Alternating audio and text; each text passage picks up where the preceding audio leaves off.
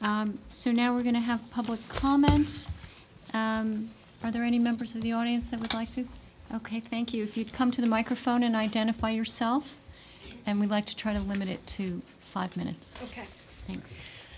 Hi, my name is Marla Jamate. I live at 105 Glendale Road in Amherst, and I have a daughter who attends the 3rd grade at Crocker Farm School. I'm here tonight as a parent and a taxpayer to inquire about plans for the principalship at Crocker Farm and to emphasize the need for innovative, strong academic leadership at the school.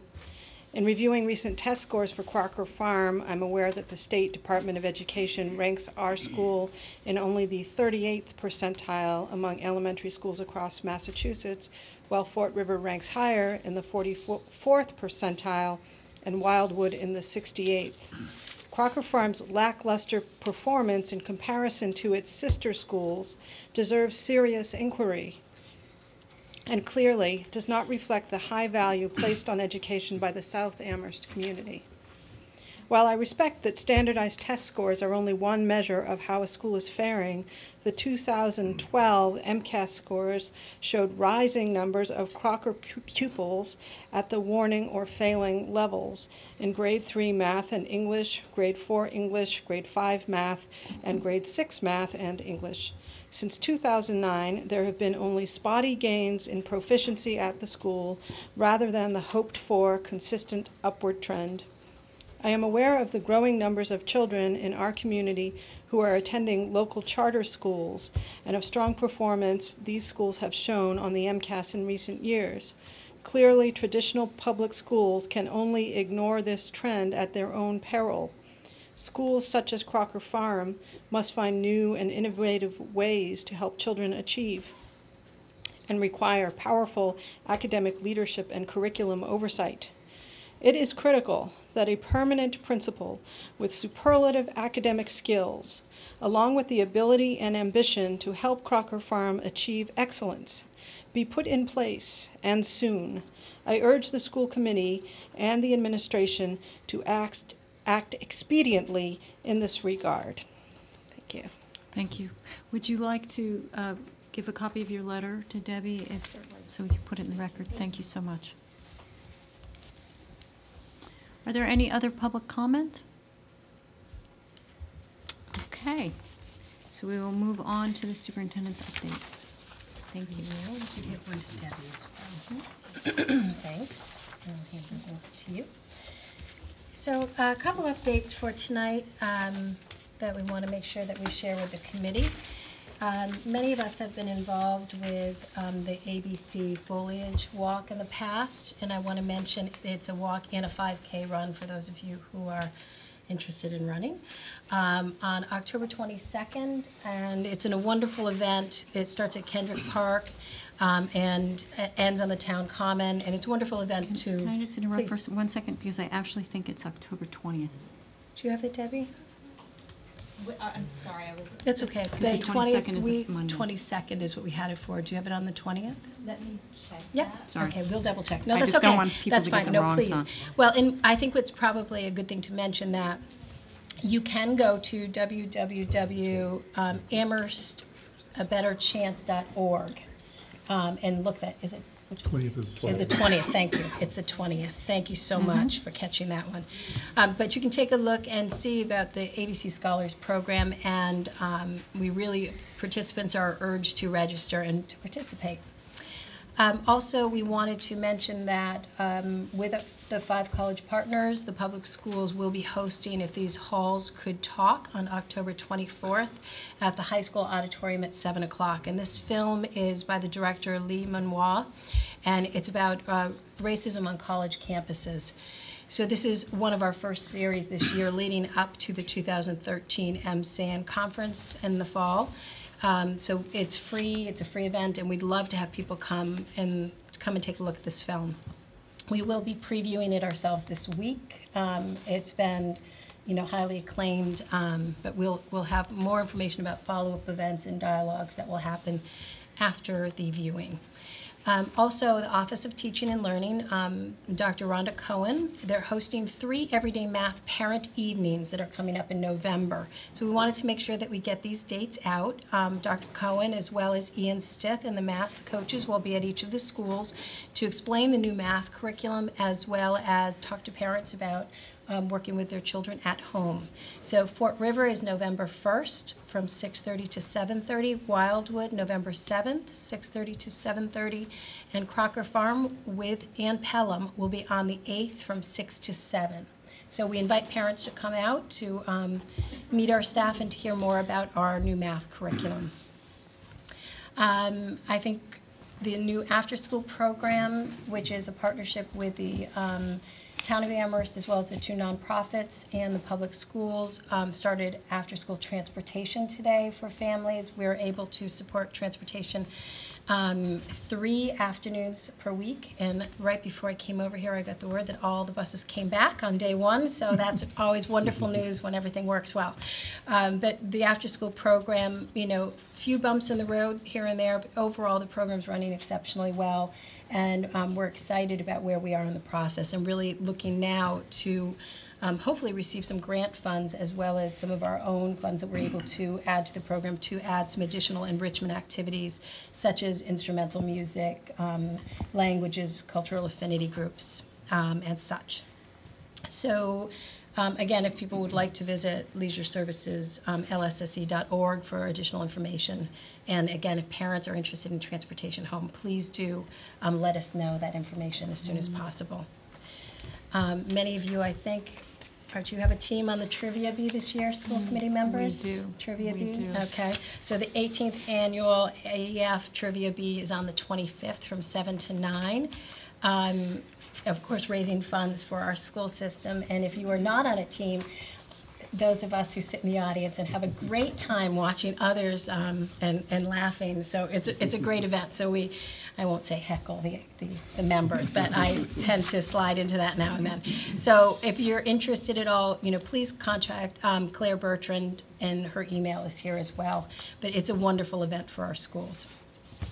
There's a few school-specific updates that people can take a look at. Crocker Farm volunteers from UMass Eisenberg School of Management is coordinating a Run for Fun at Recess program. So you can learn a little bit more about focusing on fitness and health, and how all of our 4th graders are attempting to run a total of 15 miles during recess. So more wonderful, exciting things happening at Crocker, as well as Fort River. They had the first Latino Heritage Month celebration. I think it was last night or Monday night, the 15th. Last night, that is Monday night. Last night, right. All blends together sometimes. And it was, I understand, well attended. I wasn't able to make it myself. I heard that the Bomba group from the high school performed, and it was just a wonderful event.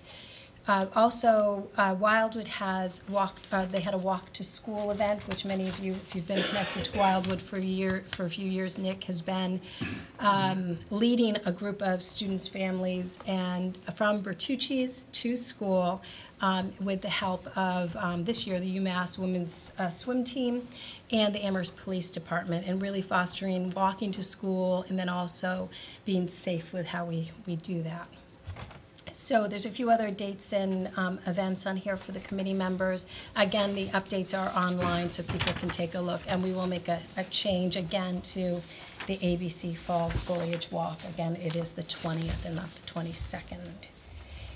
So those are my updates for tonight. Thank you. Are there any questions, Superintendent? Okay, so we will move on.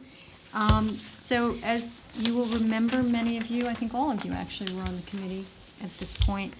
Last spring, we decided as a committee to finally look more carefully into the question of per pupil costs. And we agreed to spend some money to hire an independent consultant to let us look more deeply into this, so that we could answer some questions that we may have had and the community has had over the last several years.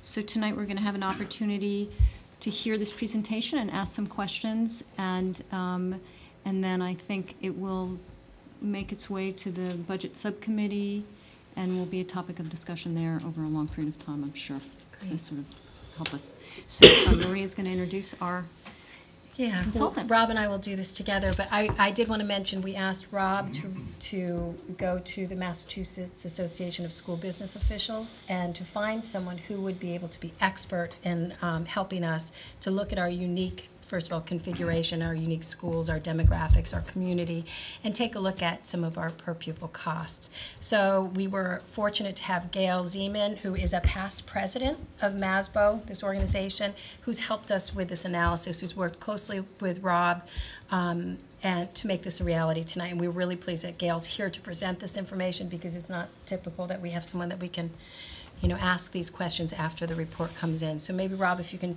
tell us a little bit about Gail and her background, and then we'll turn it over to Gail.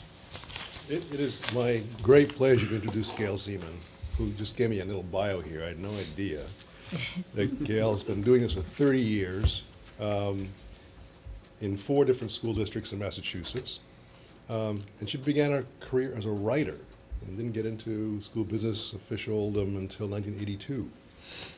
Working for districts ranging from 1,000 to 6,000 students, with all of the things that go with being a business manager, budgeting, construction projects, operations, reporting, financial management, etc. So now that she's retired, she actually works more. She's now working for the Massachusetts Department of Elementary and Secondary Education as a consulting business manager. She's working for the Massachusetts Association of School Business Officials, and she also does work for the International Association of School Business Officials. So when we're able to get Gail interested in this project, I was really, really pleased, because I have a very high respect for her as an official. So Gail, it's all yours. And do you have some handouts you want to give to the committee too, Rob? I think. Great, thank you. Well, thank you very much Thank you, Gail. for inviting MASBO to participate in this project, and for allowing me to do this work for you. And I will apologize in advance to the audience behind me for my back.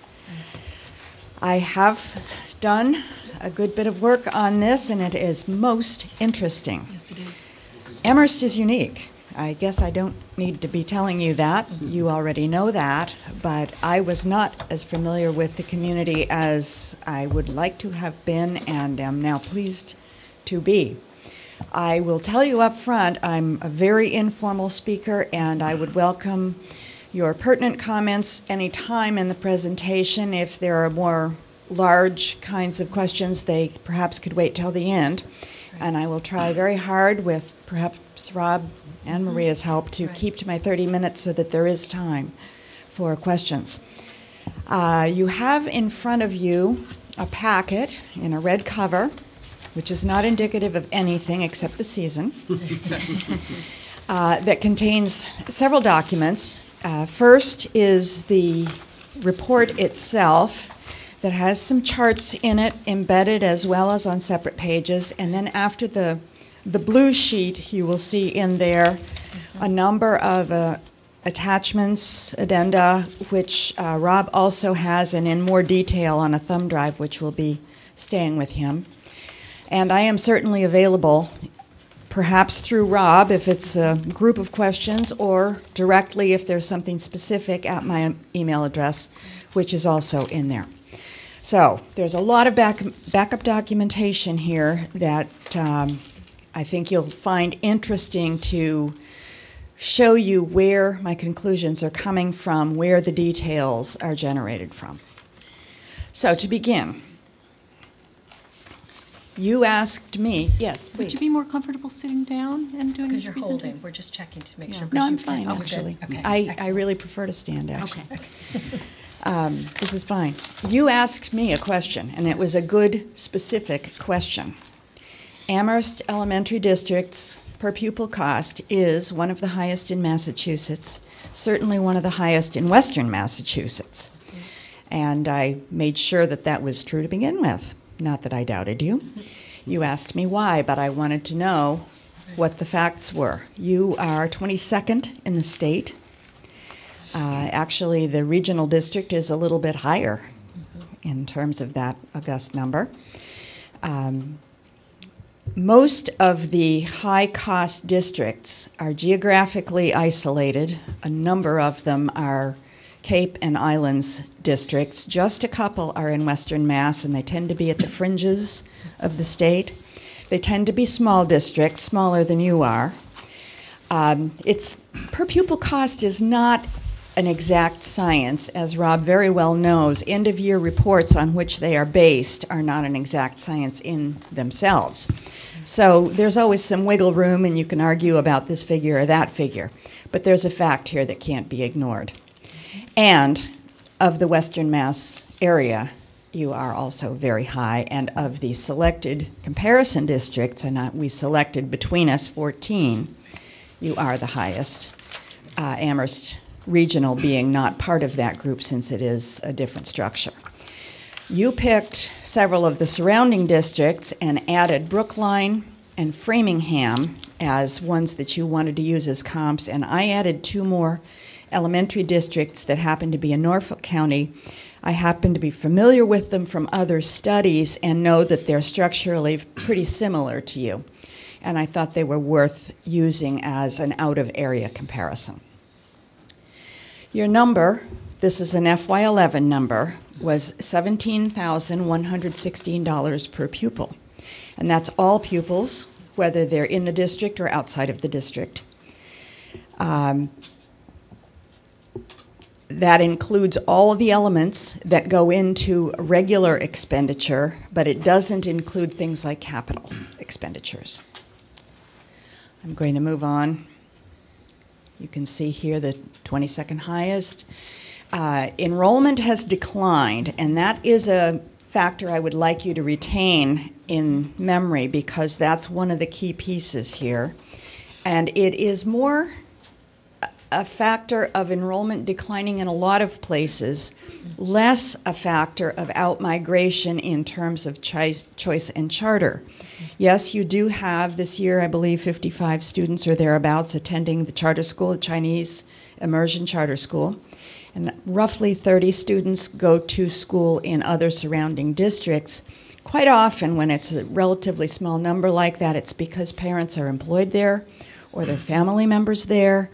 I don't know the specific reasons, but it's not a huge number, given the 1,200 students who do attend school here.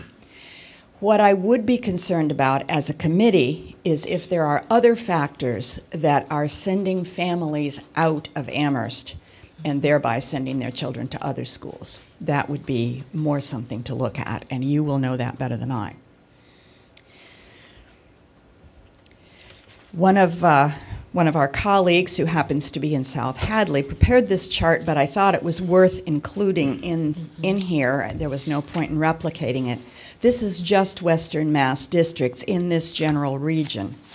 But again, it shows that Amherst Elementary and Amherst Pelham Regional are the highest of this comparison group, and there are 5 of the districts in your own comparison group within this chart.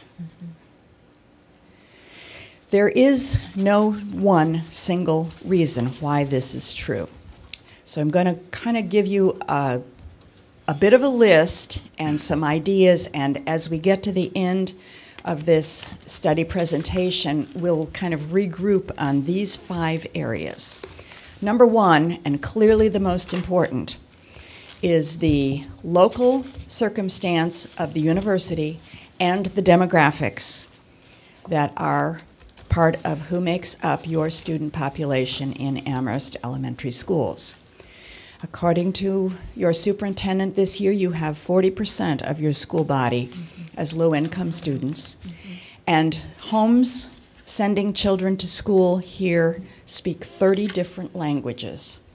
That means you have some real challenges when it comes to taking care of your students who are speaking English as a second language or learning English as a second language. The university influence, not just UMass, but the five college consortium, can't be overstated as a factor, both currently and historically, as to why the costs are what they are. Education is a value here, and that you should be proud of.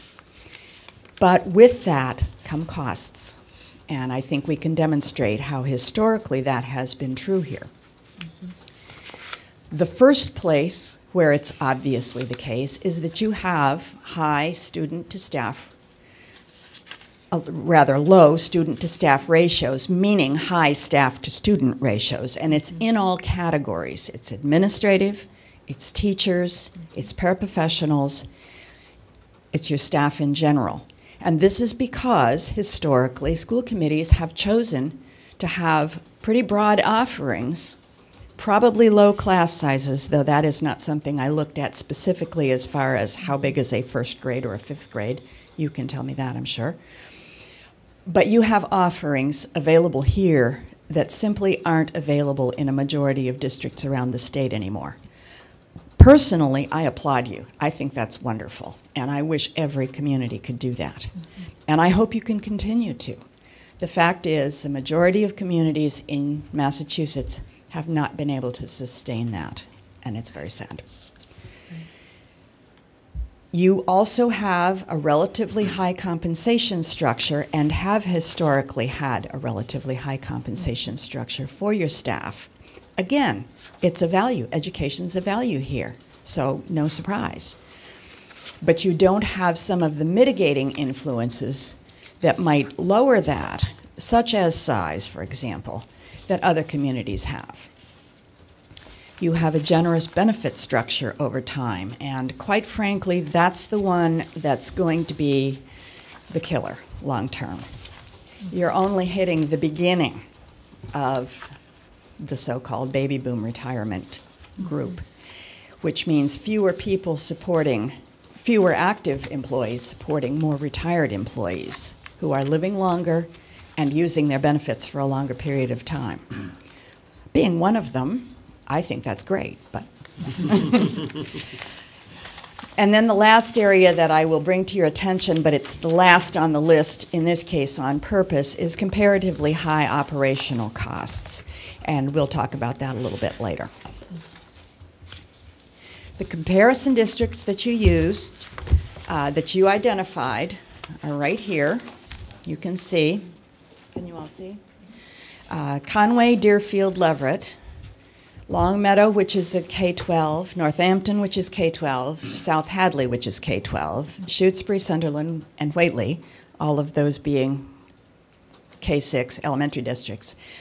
And then Brookline and Framingham, which I mentioned earlier, which are K-12s, and Plainville and Norfolk, which are part of the King Philip Regional Group in Norfolk County, Rentham being the third one, but they're rather similar.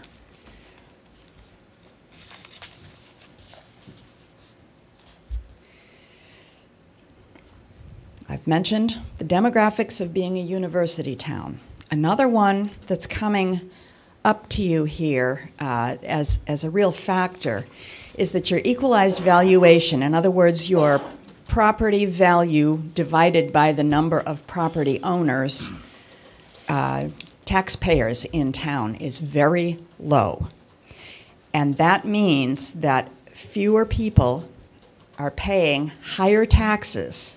And if you look at another point of comparison is to look at the average tax bill, and it's very high, and I'm sure your taxpayers know that.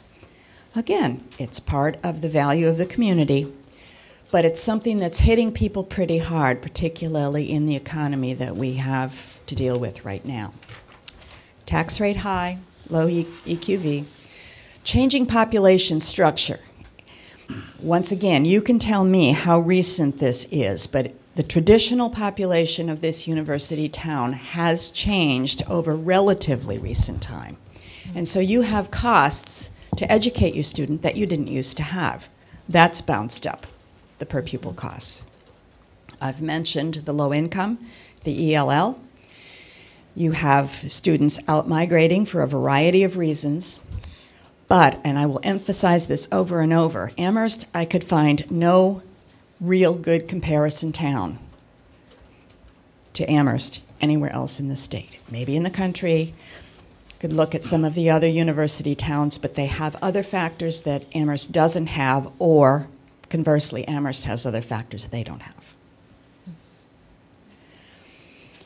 This is one of the key slides, a summary, really, of a table that you have in far greater detail. I see Mr. Shabazz has that open right now. That shows your rank in the comparison group as to the per pupil cost in each of these categories. And these are the categories the Department of Education, DESE, typically uses to compare districts. You are the highest cost per pupil. You have the highest cost in classroom and specialist teachers, in insurance, retirement, and other non-instructional expenses of that nature, personnel costs that aren't instructional, and the second highest in operations and maintenance. That's why I felt that I need to keep that in here. Conversely, you have one of the lowest costs in per pupil outside expenditures. In other words, you're not sending very many kids out to tuition school, special education students, and that's a really good thing. You have made it a point to have education for those students locally, and that's a great positive.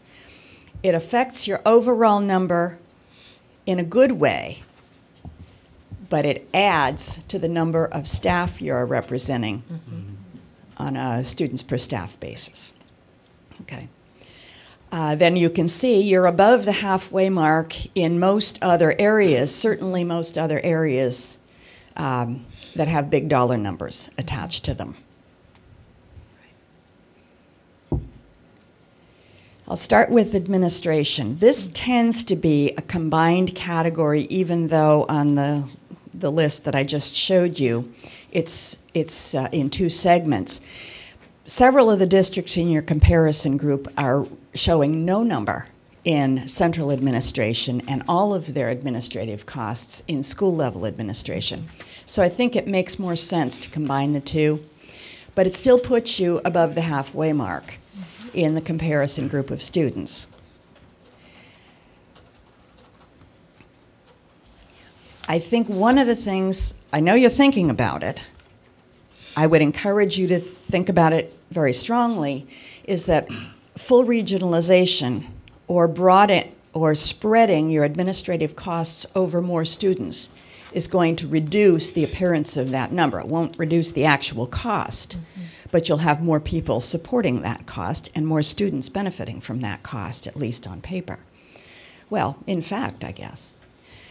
I know that you are in transition right now. You have a brand new superintendent, and I believe you have a new special education director. I believe that Ms. Guriak's intro plan is not complete yet, so there's change already afoot in the current year and more coming. So lots of the comments that I make in this report should be considered in that context. It's in change right now, so don't take it as engraved in granite. Okay. Your administrative costs have been pretty level for the last 5 years. Rob provided me with a very useful longitudinal report of costs, and that was one of the things it demonstrated. Clearly, you have focused and are continuing to focus on accommodation of the needs of the students that you have here. I hope you can continue to do that. This is probably the most important slide. This is where the costs truly are and truly are generated from. Your average is that you have 10 students per teacher. And this is similar to Shutesbury, but Shutesbury does not have the administrative structure that you do, nor is it as large, I don't believe. Your average teacher salary was 4th in the group of 14, but it's top in the regional group. Brookline, Framingham, and either Plainville or Norfolk, I forget which, were higher. But the salaries, teaching salaries in Eastern Massachusetts are higher in general. So the population that they're drawing from for teachers is a higher wage structure population. You don't have that same comparison piece here. the fact I've already mentioned that you have extensive special education in-district programming adds to your local costs. The disadvantaged populations add to that cost. And you must realize that the fact that you do offer the arts, music, art, a variety, I believe you said you have Spanish language. Yeah. Are there other world languages at the elementary? Very few elementary districts have those programs anymore, or if they do, they're very few teachers. You have a chart in the back of your book that will show you who does and who doesn't and how many they have. Mm-hmm.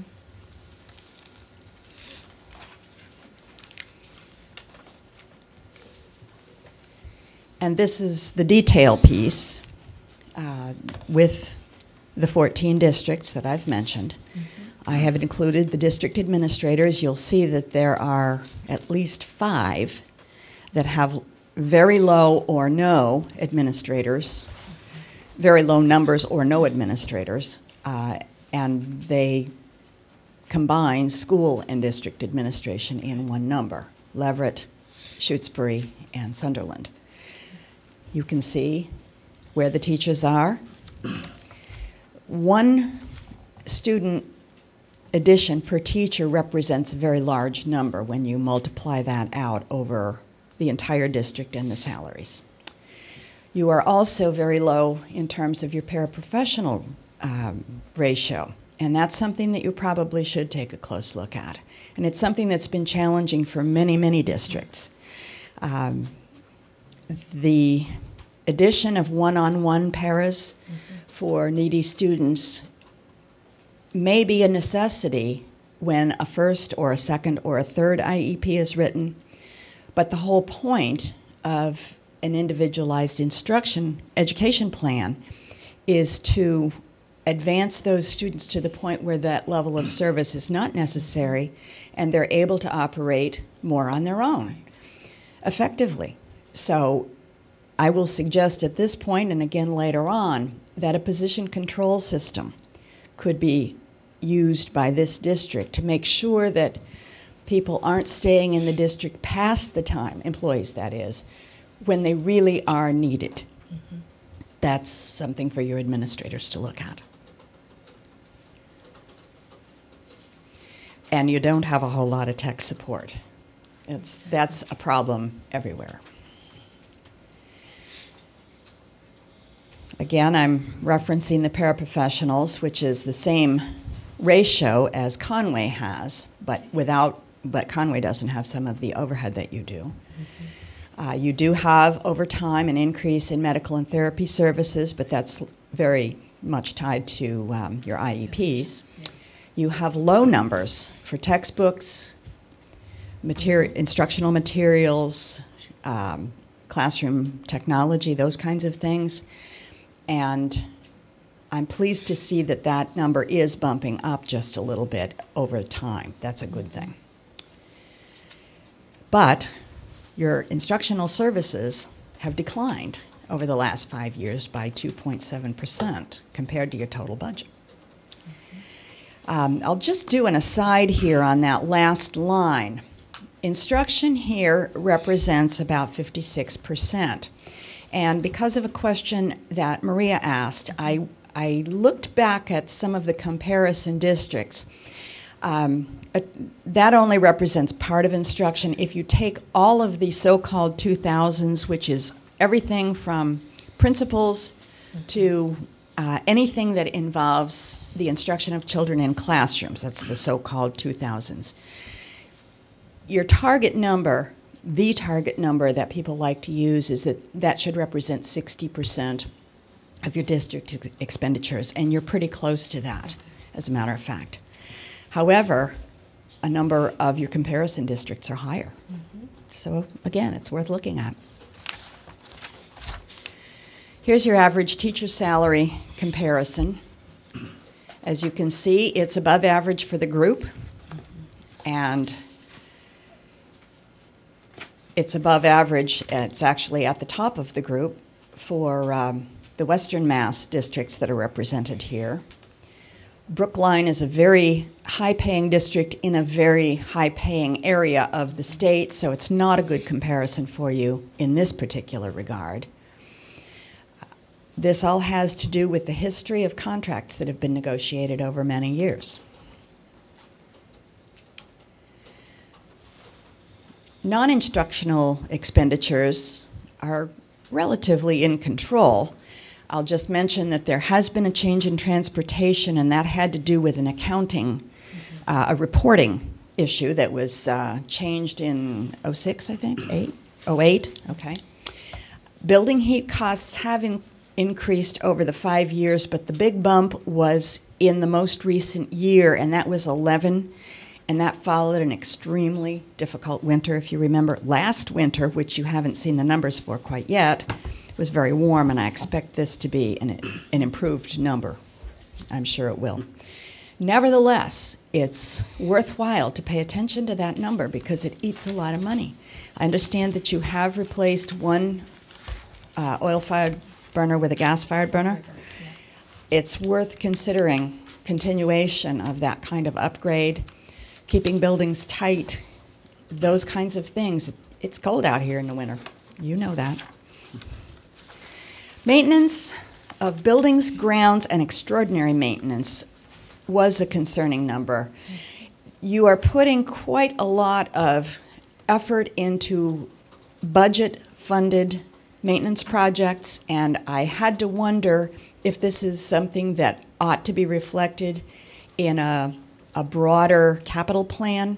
I understand that you have one. You have a 5-year capital plan. It's worth paying attention to that every year and seeing if that's a place you want to go. It would reflect positively on your per pupil number. Whether it would cut your cost overall is something you would have to figure out with the help of engineers and experts. And I also was a little concerned when I understood, and I hope I have this correct, that sometimes you do use maintenance employees as bus drivers on an overtime basis. That means time and a half, and time and a half is expensive. It's also very difficult to get bus drivers in some areas, so it's just something to be aware of, and it's a place that you can look if you feel it's necessary to make some changes. And this is the other big slide. Insurance and retirement benefits are high.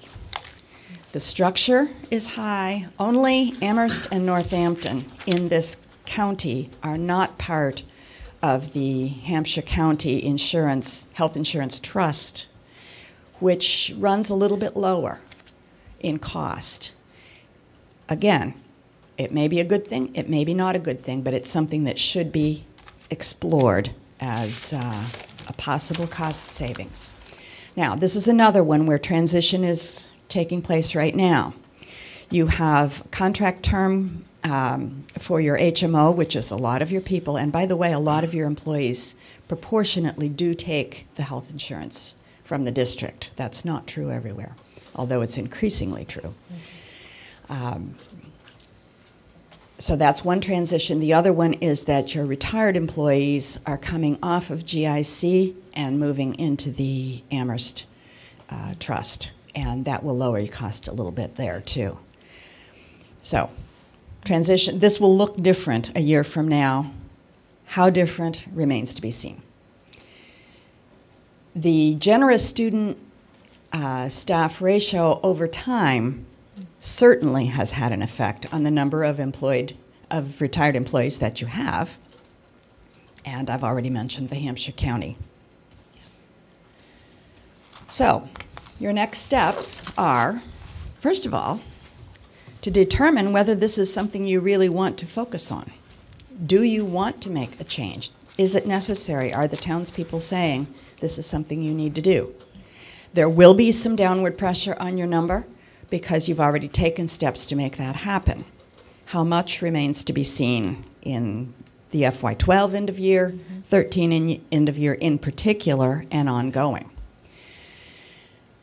The new entry plan certainly will recognize the facts that exist here in place. That'll be part of it. But Change will not happen quickly. Once again, there is a historic value here for education, and that's a wonderful thing. That is a great thing.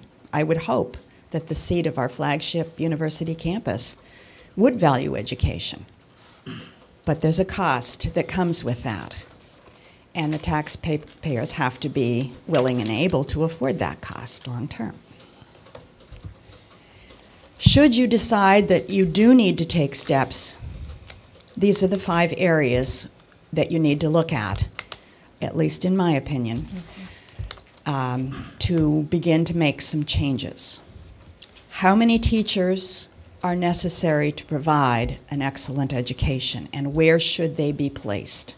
What's most important for all of the students? Not just the disadvantaged students, not just the special students, special in one way or another. I hope you are able to continue to provide the breadth of offerings that you have now. It really is great. Too many districts have not been able to or have had to go to outside funding or parent pay to do that, and I understand that you have not had to do that.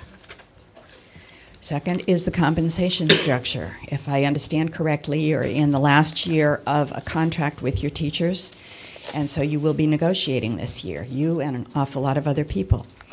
You may want to look very closely at the comparison of the salary structure and its various elements and the benefits and working conditions that are part of the report. I have not highlighted that in great detail in the PowerPoint, but it is part of your document there, and Rob has and Marie as well, a lengthy spreadsheet about this that should help you make some decisions about negotiations.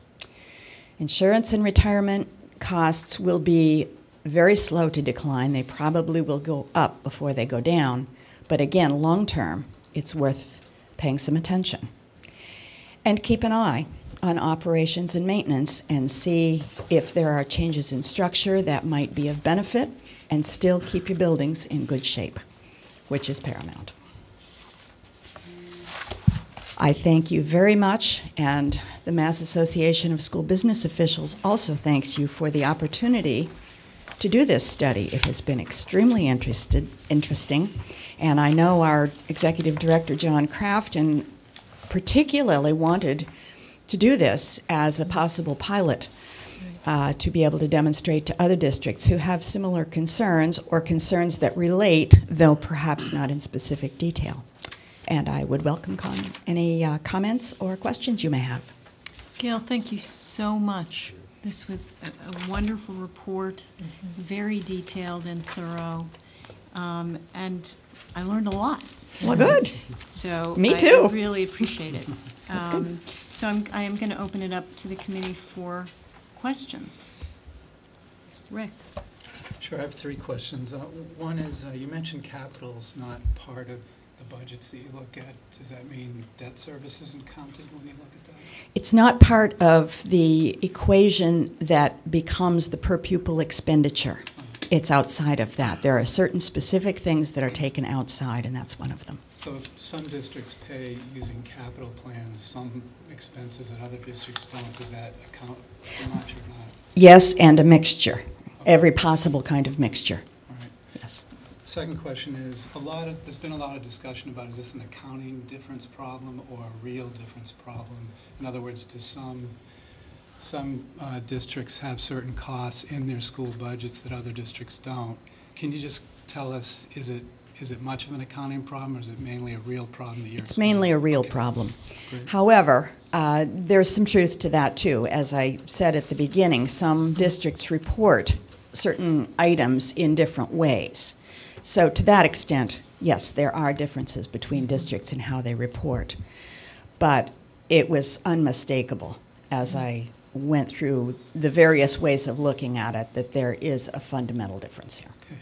And then finally, it seemed, I'd love to see this if you don't know off the top of your head, but if our salaries were the same, our teacher salaries were the same as the state average, and our student-teacher ratio is the same as the state average, would our total number be very close to the state average?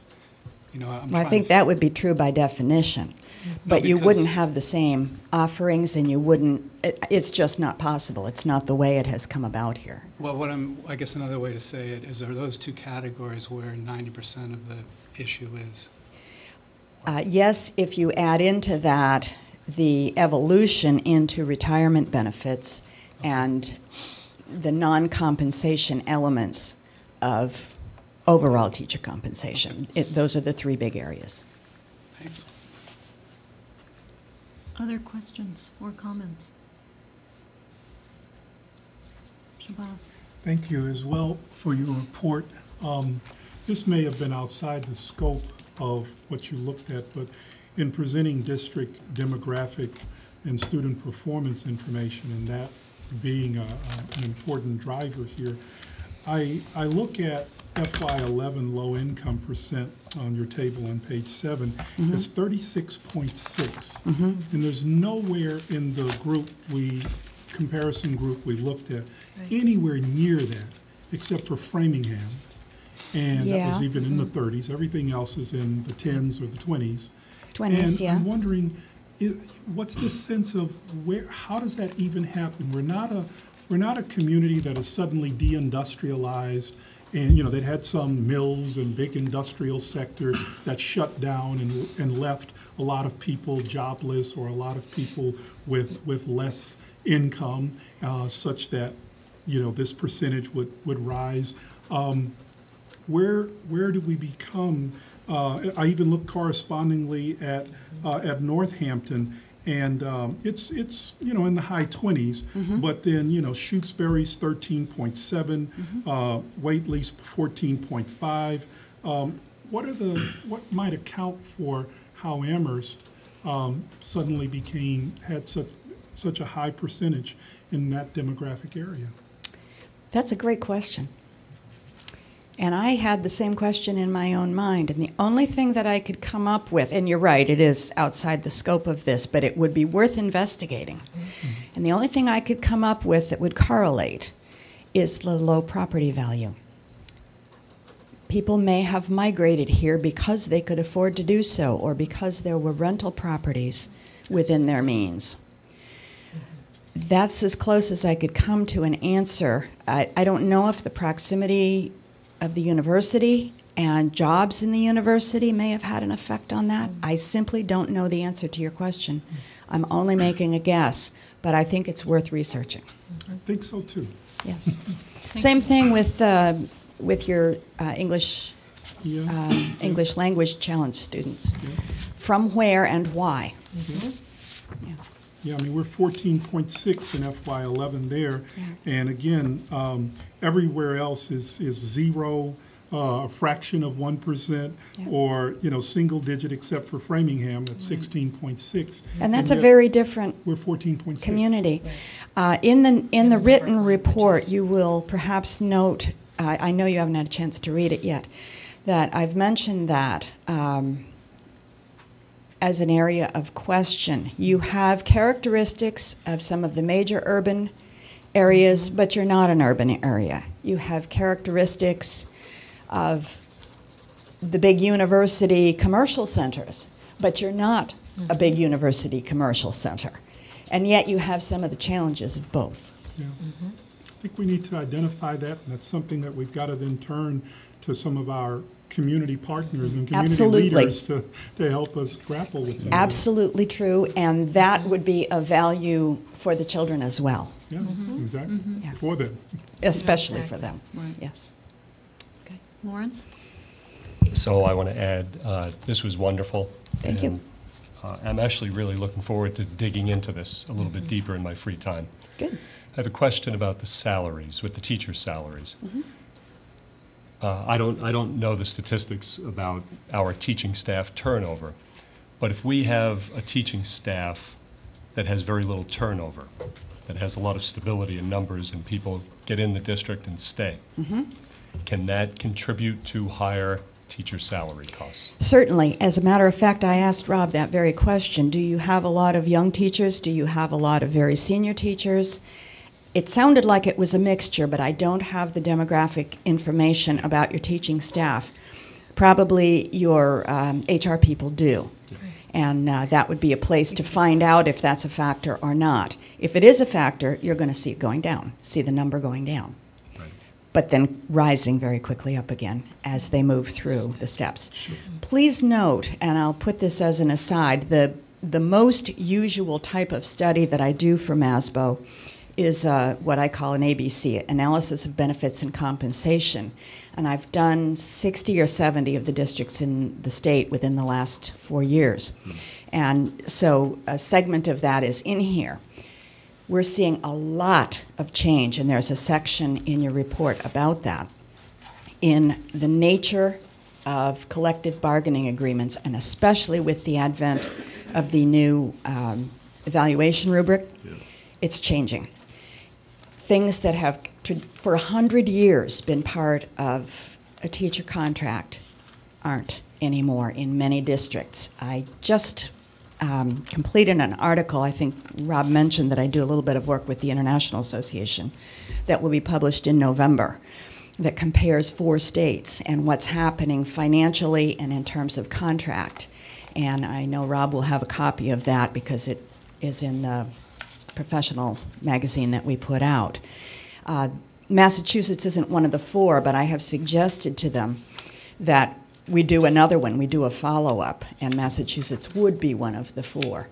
New Jersey, Georgia, California, and Wisconsin were the first ones, and it'll give you, should you have the opportunity or interest in reading it, some idea of the challenges that are going on everywhere, including here. Thank you. Rob? I have a question mainly for the administration, but I wanted to just follow up on that very last thing you said. I found very interesting, and just as a comment, I hope we are able to kind of keep that in our minds as we go forward into contract negotiations, because we've kind of identified some of our highest costs here. So the fact that it is changing in Massachusetts and across the country, I think we as a school committee and a negotiating team have to keep that in mind. I was very interested in when you described the having us think about a position control system, specifically relating to our high paraprofessional to student ratio. And I guess I wanted to ask Maria or anyone in administration whether we already do something like that, or is there enough turnover in paraprofessionals that we're not as worried about making sure that we have making sure that we don't have employees stay beyond their necessary. It's my feeling that we may have a relatively higher turnover in paras than we do in teachers. That's usually true. Wanted to get a sense of how we kind of deal with that now. Yeah, I think we do have enough of a turnover that I'm not concerned about people staying here for longer, although we do have some paraprofessionals who've been here for a very long time. I think the issue is much more about the philosophy of how you develop programmatic supports for students, and whether that is individualized one-to-one paraprofessionals, or are you having a paraprofessional who might serve a group of students, and how do you actually ensure that when students are being able to become much more independent, you're letting children generalize that level of control to different adults. And so it's really a philosophical programmatic shift that I know Dr. Brady's already started to take a look at. So I'm not sure that I don't know enough about your recommendation to speak to that, but I think that it's really, my belief is much more about how do we use people efficiently to meet the needs of children, and how do we question whether it's an additional staff person that we need to add, or is it that we need to improve something that's happening in classrooms or other service delivery models. I think sometimes, I don't think it's unique to Amherst, but I think there are times when it's add a person to solve a problem versus kind of thinking about it a little bit differently. But I know Dr. Brady is tasked with this responsibility of taking a look at paraprofessionals, because our numbers are, we have great paraprofessionals, and we have a large number of paraprofessionals compared to districts around us and districts I've worked with in the past. But again, whether it's that we need some control system, I'm not really, I don't know enough about that to be able to. Nor do I know. Yeah. That was just a suggestion of one way to tackle the matter. Paraprofessionals can be enormously valuable. In no way am I devaluing their role, particularly in a district that's experiencing some challenges in student performance. Exactly. The earlier speaker mentioned that in particular. Paras in a classroom can help a lot of kids. Exactly. depending on how they're used. Thank you very much. So, Okay. thank you. Rob? One quick just follow-up. Is this, or will this report be online and easy to find on the website? Absolutely. It's not there yet, but it will be. Okay. Absolutely. Thank And, you. and again, as I think Catherine stated too, if other questions come up when you're looking through, we'll just funnel the questions to Rob, and thankfully Gail will be willing to answer our questions. And Absolutely. she's been Thank great you. ahead of time to come out and meet with staff and answer our questions prior to tonight as well. And the budget subcommittee, I know, will start to look at some of these pieces as we move forward. Great. Well, I will be informed by whatever you come up with as well. So, yes, absolutely. Thank you again. You've And really thank you. provided us with a report that Thank you so much. we're going to Thank use a you. lot. Rob, are you going to the Fall Institute? I am planning on it. Do I make it or not? If the creek don't rise. And thank you again, Gail. It's been very helpful. So we are going to move on to, I believe, Kathy Yep. Mazur is here to give us an enrollment update. Sure. I'd love to just say, you know, we're going to be entering, as we are entering our budget process now, and we'll go over our schedule of meetings and highlighted in red all of the preliminary and budget topics that we'll be addressing over the next so many months. This is highlighted in red, as well as our next topic, that this is informative of where we are right now, but it's also looking at information for the future. So, Kathy. Hi everyone. I've provided you a cover letter that sort of captures where we are right now in enrollments, updates you on the success of our newly initiated school choice program here. Provided you with a distribution of the towns from which our new students have come, as well as a picture, fairly detailed picture, of our current enrollments. The number of classrooms and amount of children in each of these classrooms. And lastly, the enrollment projections, which provide a history back to 1998 of the enrollment in the district in Amherst. And current enrollment of 1,139 and projected enrollment at 1,093. So the projected enrollment sustains the amount of school choice children that are currently with us, those 29. It does not at this time anticipate any new students. However, I'll be, watching that number and making recommendation to you January or February about whether to continue participation in the choice program. Questions? Thank you. Rob? Since I walked in late, you go ahead. Just a quick one. With the chart, the enrollment, the Yes. historic, what does survival FAC mean? Well, the survival method, it's a statistical method that's used to predict how many students we might expect. And you can see generally it stays around the 1 level. So Got you'll it. see 1.03, 02. Yep, Right, okay. thank you. It's based on a 5-year rolling average. Rob? I just, in the future, and this is fine now, but in the future, I would love to see enrollment projections just from Amherst residents, just so we have that information. Because if it just lists the same number, we're going to keep it that way with school choice. It doesn't give us the information of what's actually happening with our I in-town actually did that enrollments. this afternoon. I decremented from these totals the amount of school choice just to see what it looked like. It's so spread out over the grades. I think there's 8 kindergarten choice students, so obviously that's the greatest impact. If they didn't stay with us over time, you see these numbers drop. But I didn't see that it dropped that substantially that I wanted to put out just another chart. I'm happy to do that for you and send it to you, though. Okay. And we- Next Yeah. time is fine. Okay, next year? We've Okay. also. Next enrollment update. All right. We also, in Pelham, we look at the information that way because we are kind of separating Pelham residents from Amherst residents, and there it's more critical to know that information, but I think it is interesting to see. Right, and it's important to know, too, when you see the regional enrollment projections, Exactly. that I decrement from, Right. From Shutesbury and from Pelham, those Amherst students who have choiced into those districts. Mm-hmm. Yep. Rick? A couple of things. One is that it looks like enrollment's dropping at pretty much the birth rate because the birth rates dropped from 196 to 137, which I think is about 70%. and enrollments dropped to 65%, so it's in that ballpark. So I just wanted to point that out because it seems like birth rate is the main reason for the reduction in enrollment.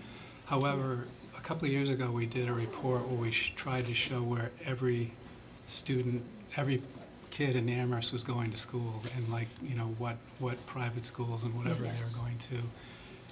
So if there's any chance of trying to do that again and updating that report, that would be great. Yeah, we do that. It's an annual report. It's called the School Attending Children Report, and that does map where children are going and the number in each grade and so where they're going and how many of them in each grade.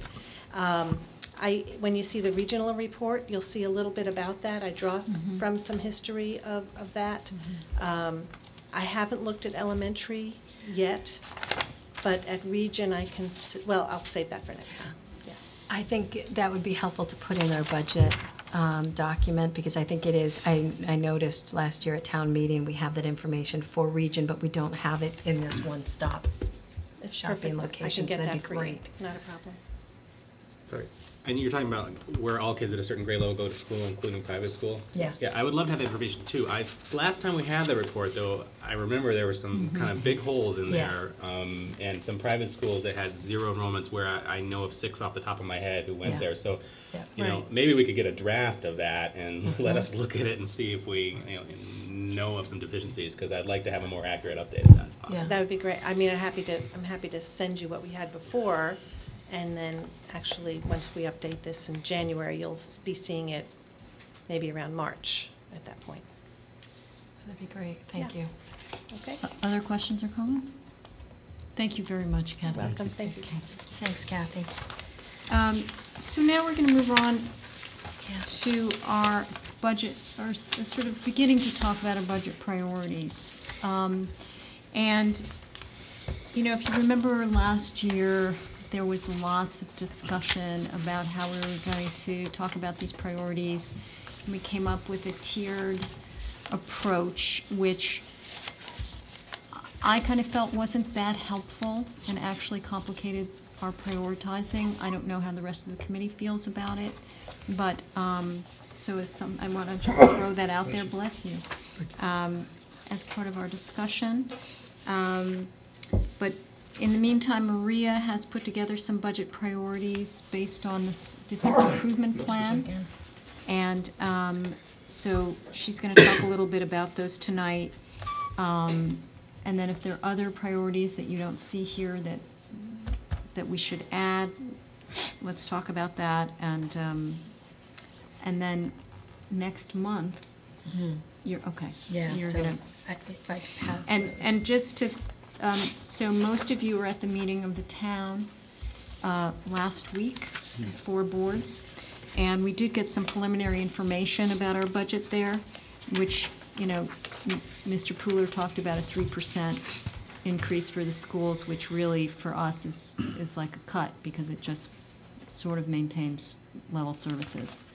And that was sort of an very early look at it. Right. So I thought it would be helpful if we pass out, just to kind of reorient ourselves to the budget process a little bit. Again, on this calendar, we have items indicated in red is where we're going to spend our time talking about budget. So tonight is our first conversation to talk a little bit about guidelines, and you had an enrollment update, which helps us to start to think about next year. You'll notice that on, I think it is, the budget subcommittee starts to do lots of work in November. We start, and we have been already looking at our current demographics. We use our October 1 figures, and we start to gather a lot of information for us to really think about change in enrollments and how that affects our budget prior to us really knowing what our target is. As Catherine said, Sandy mentioned 3%, which for some of the departments of the town is level services. For the schools, it's not, because 80% of our budget is people, and our people, the cost of our people go up in excess of 3% each year. So we know that we will enter this process with a gap. But again, we'll start doing some work around the demographics, and hopefully there'll be some adjustments in costs based on that information that will help us out a little bit. As of January is where you really start to see lots of budget information. And for those of you who were on the committee before, we have a comprehensive spending plan or budget that will come to you at that time, which will include lots of demographic information, a line-by-line budget with lots of narrative information that talks to you about what each line is applied toward, or what services it provides. And then you'll also see grant funds and revolving funds and such, and capital expenditures, all within the same document. So we have just begun to start to compile this information, and we'll be working heavily on this for the next 4 weeks or so for Amherst, and there's a comparable calendar for Pelham and for Region. So again, each year we've kind of looked at budget priorities, I think, in different ways, and we've had lots of conversations around, do we want to go to a tiered approach, or how do we want to identify the priorities from the school committee's perspective? What I tried to do tonight is just to put down some thoughts based on, we had a presentation I think it was a week ago, that talked about how our mission and our vision really shapes the district improvement plan and school improvement plans, and that we should be choosing the high leverage strategies to be able to move our schools forward. So we have a district improvement plan that's now very tied and connected to school improvement plans. And now the school committee, based on demographics and targets, we need to look at how we allocate our resources connected to those priorities. So what I just started with for all of you to kind of respond to, and then clearly, if I'm sure that there are things that might be missing or certain areas that you feel more strongly about than others, I began with a little bit of kind of what we need to do in terms of focusing the limited, depending on how you look at it, resources that we have to move our schools forward in with a cohesive plan. So what you see are the priorities from the district's perspective, that we need to continue to strengthen tiered instructional model, and you'll see some references there to curricular alignment and differentiated instruction and use of assistive technology, as well as targeted interventions after school and during school to move students forward who are showing a gap at this moment. That we also have to continue to focus on instructional improvement. So we need to look at our embedded professional development model and who do we have who's working with teachers. And we have to continue to thoughtfully phase in our educator evaluation model. We also want to maintain the established class size guidelines that the school committee has established for us. So that is, I put in as a priority. And then to use choice only to fill the available slots to round out versus exceed those marks, those targets. Also, that we really need to focus, based on our goals for the next year to 3 years, is really to focus on exploring and implementing data systems to really look at informing our instruction, and again, holding ourselves accountable to making a difference for our kids. And then we are interested in supporting surveys for family surveys, consistent family surveys and student surveys, so that we can strengthen family engagement and look at student youth culture.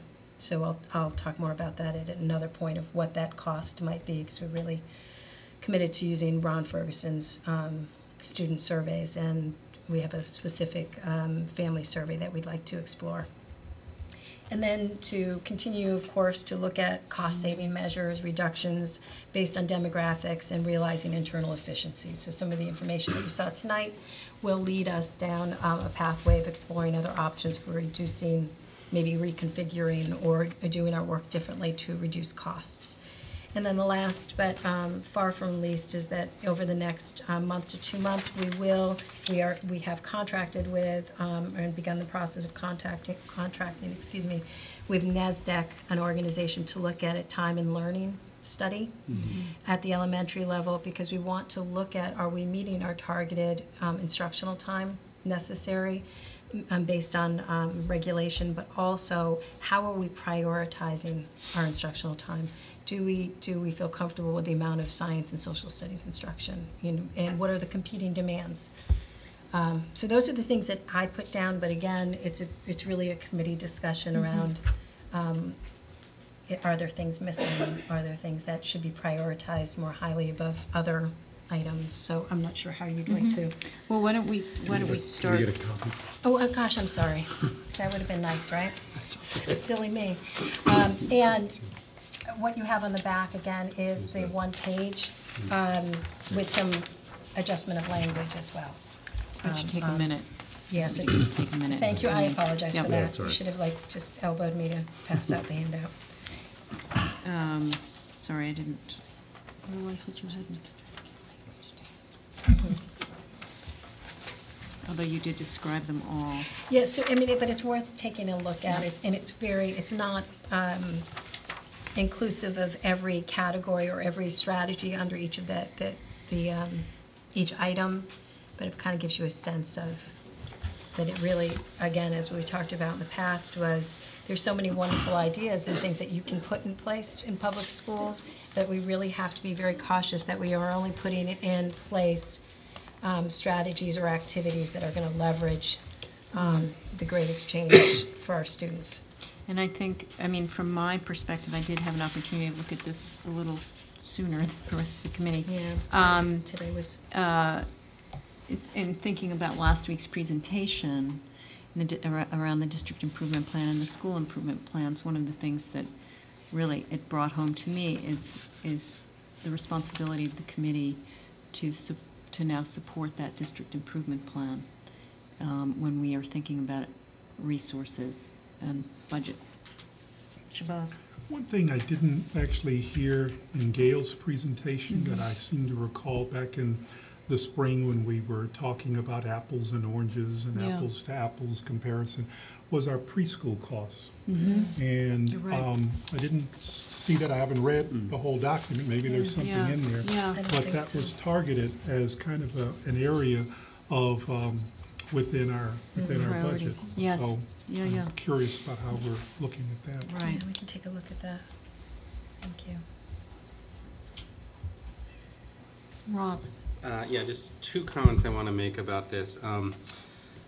As regards to number 6, which I agree with, explore cost-saving measures, I'm hopeful that we can use the report we got from Gail tonight to really try to identify where we're outliers and look for efficiencies at those points in this. So that's my first comment. Yeah. Second is, I also strongly agree with items 1A and 1B as budget priorities I have for my term here. This kind of dovetails into items for futures agendas, but I was wondering if we could get a brief update from Dr. Cohen or her office on, since she's been here, how or what her feeling is on differentiating instruction and how to implement it across the 3 elementary schools, and in particular regards to the highly prepared students. And in the past, we've had some updates where some schools are doing one thing, other schools are doing different things, and I'd really like to get her sense of how it's going to look going forward to be aligned amongst the schools, but also to make sure that there's differentiated instruction for the highly prepared student going on, since we don't have individual programs for them in most Right. cases. And actually next week, Rhonda's coming, and it's a joint meeting, so. She's going to do an update of teaching and learning, so I can So, ask her if yeah. she could maybe speak to that point if she's comfortable for next week. You could, or could. Or we could put it It's on an Amherst elementary. It's agenda. primarily elementary. Right. I'm interested in right now. So Right, if you'd but like it to is do a it, joint meeting, yeah. so, yeah. Yeah, I'd be Okay. happy to have her Thanks. to respond to that. Yeah. Shabazz? And if I could tag along with Yeah. that, with, in particular, with the comment that was made in public comments in mind, in terms of why Crocker, and what are we going to do about Crocker being so underperforming relative to our 2 other elementary schools? I would particularly like to see what Rob is saying addressed. Other comments or questions about these budget priorities or priorities that you don't see here that you would like to add? And I remember last year we went round and round about the tiers, and I think we were kind of saying don't do tiers. Or is everyone okay with it? I know, Rob, I remember how you were leaning on that one. So is everyone okay with not doing the tiers? Because to me, it's kind of like we have to do all of this, so. Rob? I would make a suggestion for Yep. individual committee members that rather than do tiers, that to consider this and to consider our previous budget priorities from previous years if you were on the committee or following it, and then have individual members say if there's individual items they would like higher priority than this or lower priority, and then they can submit that to the chair or to the committee and get a sense of is there a consensus or That sounds- majority on any of yeah. those, rather than trying to sit down and hammer out Yeah. tiers, which didn't work. Right. I agree. And Please. I believe that too, we're coming back to this topic of priorities on November 20th. So there is time, opportunity for people to share kind of their prioritization or feedback to the chair, if that's comfortable, before that time, so that I can come back with a document that would reflect that input. That's good. That would be helpful. Does that work? Shabazz? So the tiers presented, I'm coming off of what's mentioned. This is So, what so we did. were tiers adopted previously or not? Because I'm Well, looking at it online, we- there's a tier 1 and there's a tier 2. Yes. We went back and forth over We did. multiple years. Okay. But this is the document from last year, so there was like tier 1, tier 2. Yeah, I got it right here. Yeah.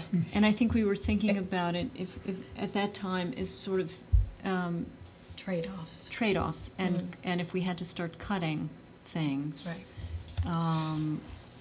we would start with tier 3 items and Yeah, we have had to work multiple. our way. But yeah, we had multiple tiers, but And that was we- sort of where it was developed initially.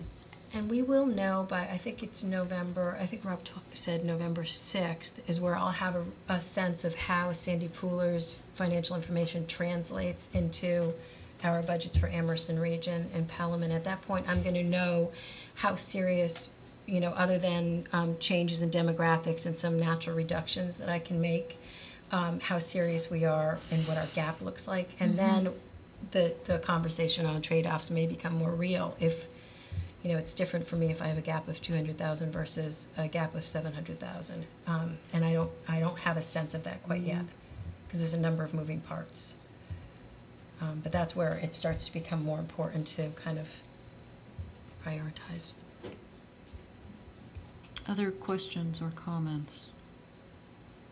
So, if the committee would like to see things added for our November 20th meeting, you can send them to me, and then I will make sure that I give them to Maria. Is that what? Yeah. Would people like me to send this electronically? So if there's any wordsmithing to be had or any things to add? Yes, please. Okay, I'd be happy to do that. Great. Okay.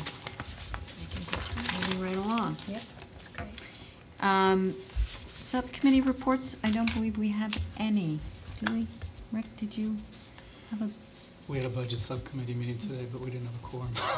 okay, So we just chatted and did calendar and stuff. okay, all right. So, school committee planning, Before you yep, leave, I Shabazz, sorry. can't remember the status of one of them. Did we create a policy subcommittee or? We do have a Yeah. policy There is a subcommittee, policy? yes. And the chair is? I believe it's Kip. Kip. It's Kip. And Lawrence, you're on the policy subcommittee. Also, policy, we don't have a separate policy for the elementary. Our No. policy is the regional. Oh, okay. And there may be times where there are elementary-specific policies to be considered, but the Right. same group kind of We'll work on that. takes it on and brings it back and forth to the So our committee. liaison from here is Rick? Lawrence. Lawrence is on, Okay. yeah, and Debbie you also go? No. always sets up No, policy. Michael DeShara now is on it, Kip, myself, Debbie. Mike, And yeah. Elaine Brady. and Elaine Yeah. Brady. Right. Elaine Brady's not a voting member. Right, correct. She's just a So, consultant. well, I've got who I need to Okay. talk to. Thank you. Okay. Okay, all right. So we've gone over the calendar. Shabazz, you had an item for future agenda, which we're going to, What did I have? oh, no, I'm sorry, it wasn't you, it was Rob. Okay. I apologize. No, just that was what I the- spoke to about Rhonda. Rhonda Cohen. Yeah, Rhonda come. We just Yep. spoke to it because it pertained to the budget priorities. that Exactly, went early. exactly. Okay, thank you. Absolutely. Can I ask a quick question on the calendar? This is more from Sure. region. Yes. Is the next meeting, which is regional, is that at 6 PM because of the Yes. amount of stuff? Yes. Yes.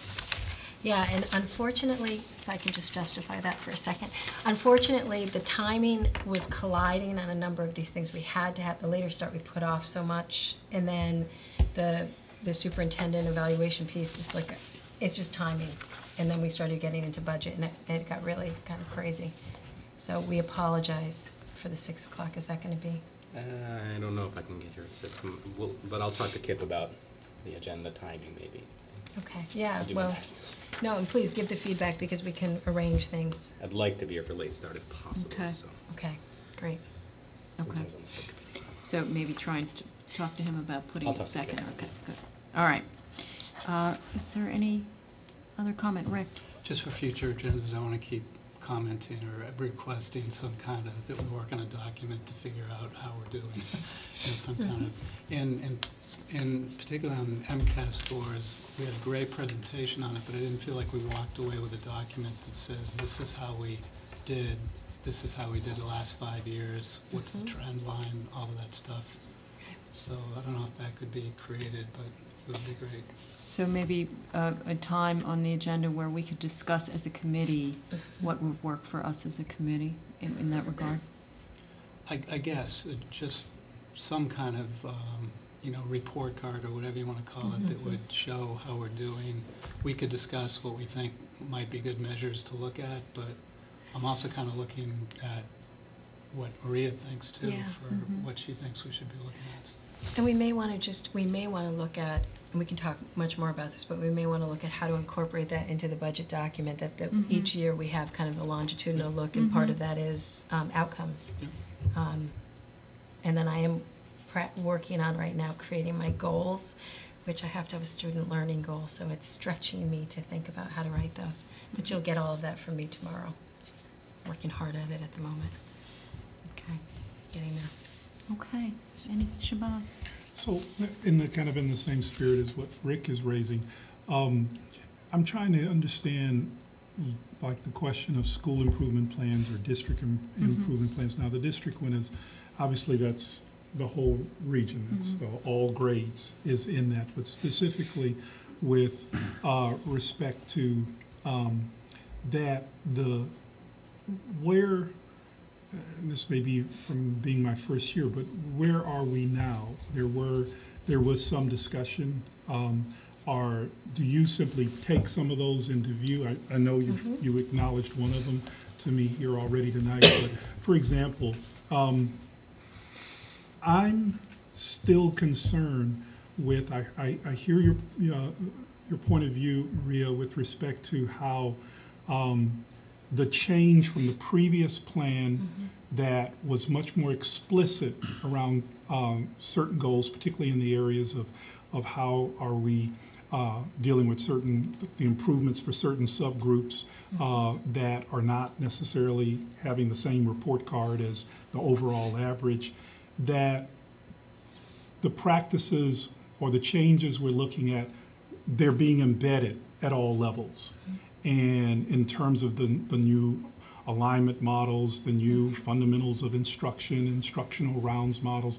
But for me, if the improvement plan is the document that permits a certain accountability from one improvement plan period to the next, if that particular concern is simply embedded, then how will we be able to point to accountability of either that, yes, we've really moved forward in this area, or hey, look, these things didn't capture the changes we said we wanted in this area.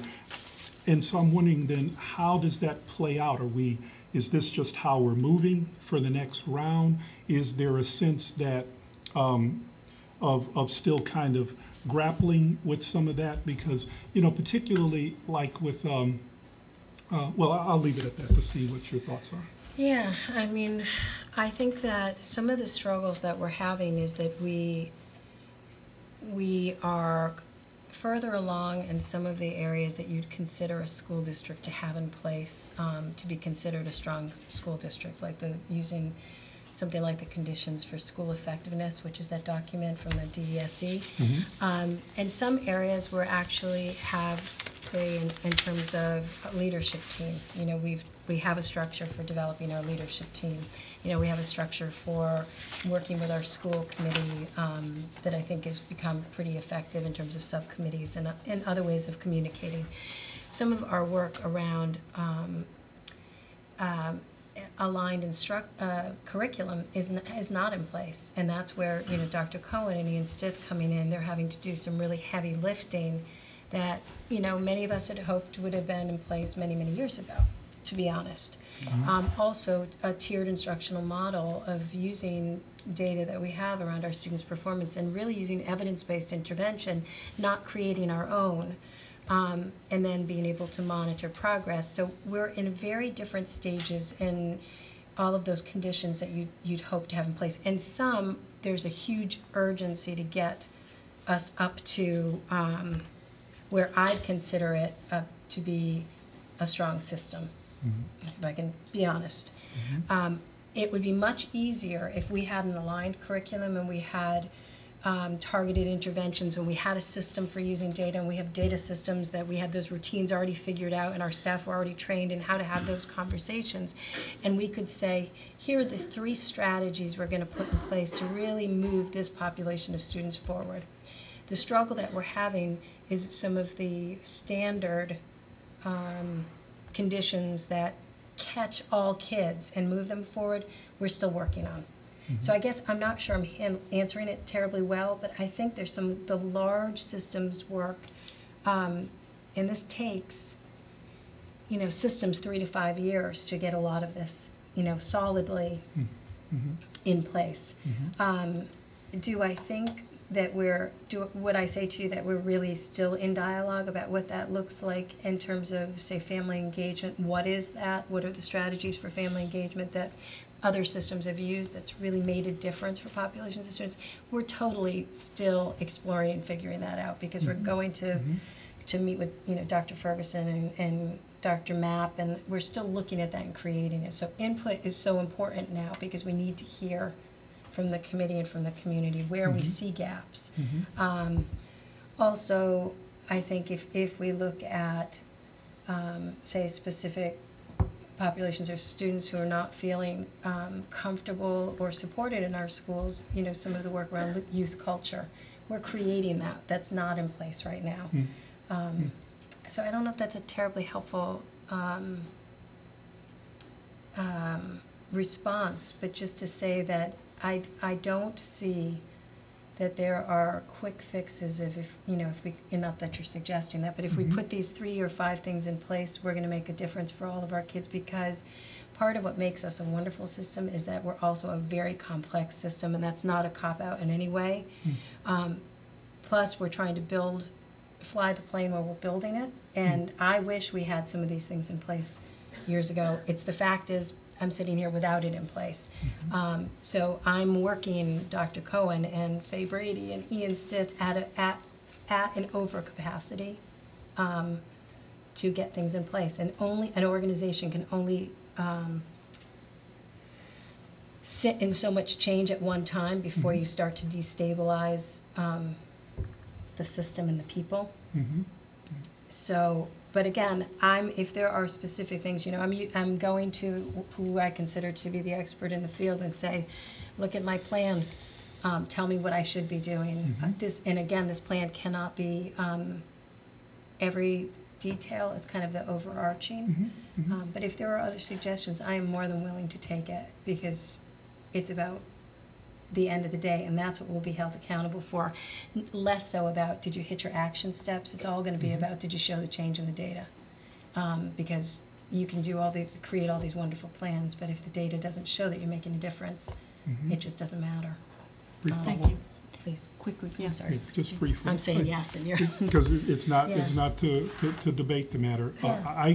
What I can clearly say that I recognize is that the 5 goal areas that are there, it's awesome. It's an awesome amount of work. It's an ambitiously but carefully stated set of goals for the district. I grant you that. And I can even grant that it may be enough that it will absorb all of the energies that you can tax, you know, the personnel of our system to move around. what I'm also suggesting at the same time, I'll just leave it at that. Yeah.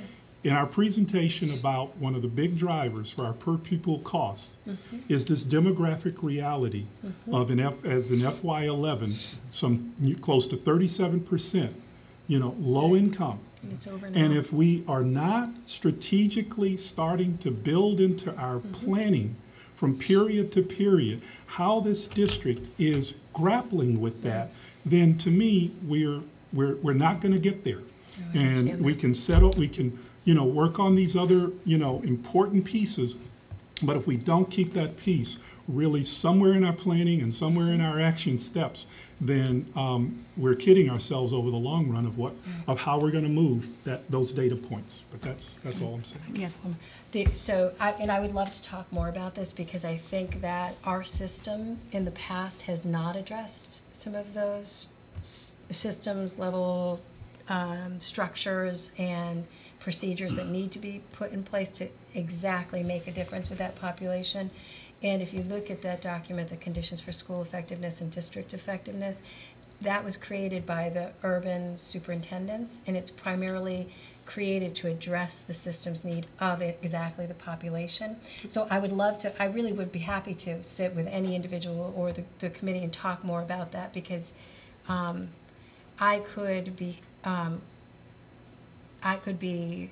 people could state to me that at times, it has been stated that I can over-focus on the population of students who we are not, in my mind, making a difference with. Because you do have to consider all students, and that is, my priority is all students. But what you see in this plan from my perspective, and again, lots more conversations, is a very strategic effort to make a difference for students who have fallen through the cracks. And that's, that's my end goal. But yeah, I'd love to talk much more about it. Thank you. You're welcome. Yes, it is important, and so Good maybe work. we should find a time. Yeah, I know I'd love our to. agenda is packed, but Yeah. it would be good to continue this conversation. I'd be happy to. Any other comments before we adjourn? May I have a motion to adjourn? I move to adjourn. Second. All those in favor? Great. Thank you very much. Excellent. Thank you very, very much. Not early, but.